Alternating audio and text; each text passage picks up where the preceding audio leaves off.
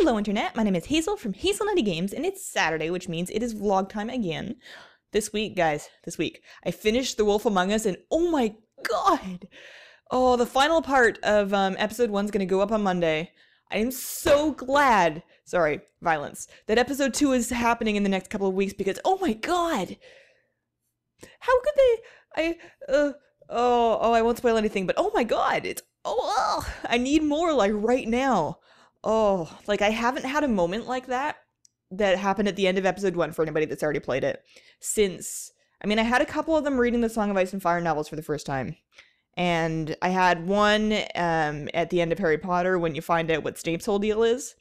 And aside from that, just like, oh, I need more. Anyways, so that's happening soon. So there was only one more episode. It'll go up on Monday. And after that, I'm going to probably switch back to doing a little bit of Hearthstone unless I come up with something else that I feel like playing for my Monday, Wednesday, Fridays. Those videos are just going to be pretty much reserved for me doing whatever I feel like, so no big productions happening there. Those are for like Tuesdays and Thursdays. So I recently decided that I'm making sort of a half-hearted vow to not purchase any new games until I've made some decent progress on my backlog. I'm trying very hard to save money and be better with my money. And back when I was a kid and you only had like a couple games, not on PC because I didn't have one of those, but on my Game Boy Advance later, I used to get so much more out of my games, even if they were horrible. Like, I had Sabrina the Teenage Witch for my Game Boy Advanced, and I played that. I beat that game multiple times. It was just, as I recall, like a really silly little puzzle platformer featuring Sabrina the Teenage Witch, and I think you could occasionally switch and be her cat for a bit. But I played the whole thing, and I remember not liking it as much as my other games. Like, I played Pokemon over and over and over and over again, but I used to get so much more out of every single game, and even if it was a terrible game, I would still have a lot of fun with it, because I would have patience for it. I always had time, I mean, kids, time. And I just got a lot more out of them, so I'm contemplating just going through my Steam library in alphabetical order, in no particular rush, just like picking a game, the first one on the list, or the last one, if I do it in reverse. And just like sitting down with it and getting as much out of it as I can, pretending that's the only game I have for a bit, aside from WoW, of course, and see if I can get some value out of my Steam library, because there's no sense on me spending money on new games when I have so many hours that I haven't even touched yet of stuff that I really want to play. So I might try to do that. I might kind of incorporate that into videos or streaming, or some of it I might just do all by myself, but we'll see.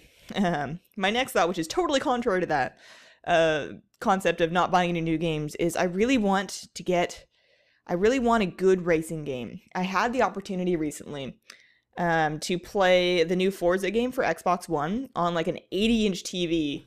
And I haven't really played much with the Xbox One yet, but I played a couple rounds of Forza, and I know that game has problems and microtransactions and it's just a bunch of car porn, but oh my god, it was so fun! And when I was a kid and back in that phase of getting the most out of all the games that I had a copy. It wasn't even mine, I borrowed it, of Need for Speed Underground for the GameCube. And I played that a whole bunch too, and that was really fun, and it kind of reminded me of that. Now I want to have that again, preferably for my PC, something Steam, that I can just play with my gamepad, my controller, and my TV. That would be a lot of fun. So I kind of want something like that, but I don't want to spend a lot of money. So I might just wait for the next Steam sale, see what happens, and limit myself to just getting that one, because I know I want something.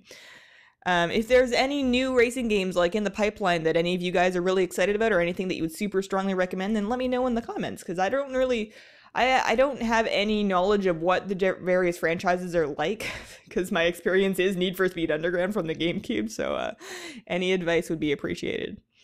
What else happened this week? The Iron Skyreaver mount came out.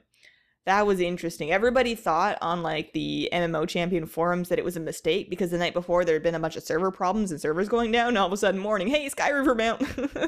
It's a little bit early, but whatever. I'm a little bit disappointed that they did it this quickly, not because I'm angry that they put the Warlords of Draenor aesthetic while we're still so far away from Warlords. I can get over that. But we just had the Fey Dragon. Like, wasn't that just a month or two ago? Like, it was very recent. The store mounts used to be kind of like a yearly thing. And they're just pushing them out the door now. And I'm usually pretty chill with them. And if I really like them, I'll buy them. And if I don't, I'll pass. And I'm not super angry that they're putting microtransactions in my subscription to MMO, although I probably should be. But that one just kind of bothered me because it's so soon.